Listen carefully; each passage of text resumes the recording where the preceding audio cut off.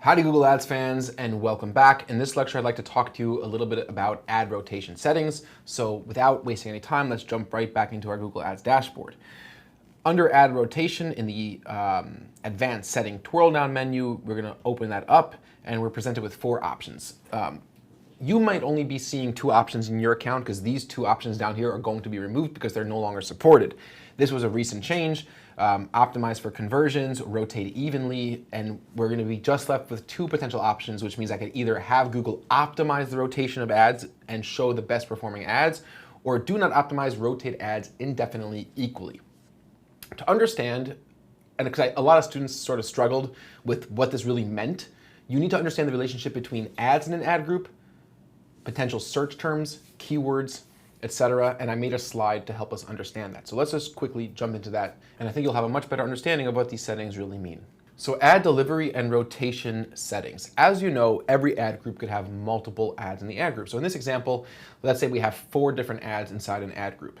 Now you also have keywords, right? You have, let's say this is an ad group for writing desks. So I have writing desks for sale, discount writing desk, kids writing desk, glass writing desks, and those are all keywords inside that same ad group. So these 4 ads are at the same level of the organizational hierarchy with, let's say, these 20 keywords, or let's say there were 1,000 keywords or 50 ads or whatever it was, which means that any of these keywords could trigger any of the ads in the ad group.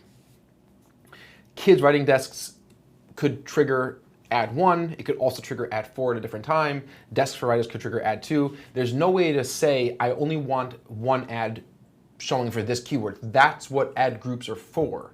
If I want a specific ad to only be shown to a specific keyword or group of keywords, then you need to make an ad group with that ad and that group of keywords. That's sort of how it works. And just as an example, you might have 5,654 search terms for that ad group that could trigger any of the keywords based on your max daily budget. Okay, so that's the relationship. You have lots of search terms, they trigger your keywords trigger your ads, but the keywords, search terms, ads all operate at the same level of the hierarchy. So when you're choosing your ad rotation settings, you're either telling Google, listen, if ad 1 performs better, has a better click-through rate, or has a better conversion rate, if it just performs better, then favor that ad. So over time, you might log in and see that you might have had, let's say, 1,000 clicks, right, on all these keywords over here, and ad 1 got 900 of those clicks, right?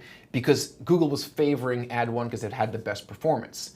But if you rotate your ads indefinitely, that means regardless of how much better ad 1 is performing than ad 2 or how much better ad 4 is performing than ad 3, each of these ads will get around the same, 250 clicks if we're dealing with 1,000 clicks inside the account in general, okay? So that's what ad rotation settings really are. It's, do you want to optimize the rotation of the ads, or do you want to rotate your ads indefinitely? I recommend always starting out with not optimizing, because you don't never know exactly how Google's optimizing, if they're optimizing for click-through rate. Sometimes certain ads will have a higher conversion rate, and that's not something which will account for in the optimization that Google does. Google typically will look for click-through rate. You also want to learn which messaging works, because you could apply that to other areas of your business. Your whole business is not just one ad group. You might be testing a specific offer. You might be testing the idea of scarcity versus reciprocity. You might be testing a specific promotion. You might be sending traffic to a certain area of the site. And you want to rotate those ads in the beginning to get a sense of which brand messaging works for your account. So just jumping back into Google Ads, I highly recommend not using the default optimize, but click do not optimize, rotate ads indefinitely, and Google gives us that warning. Lower performing ads will run as often as higher performing ads, so on and so forth. And we know that because we just explained exactly how that works.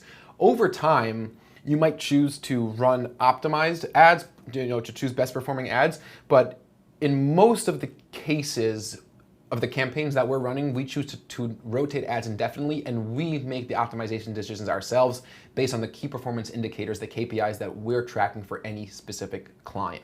So that's the setting that I would strongly suggest you use, but you're not wrong or you're not bad for choosing to optimize, but you just get much better information and you have the opportunity to learn a lot more about your business.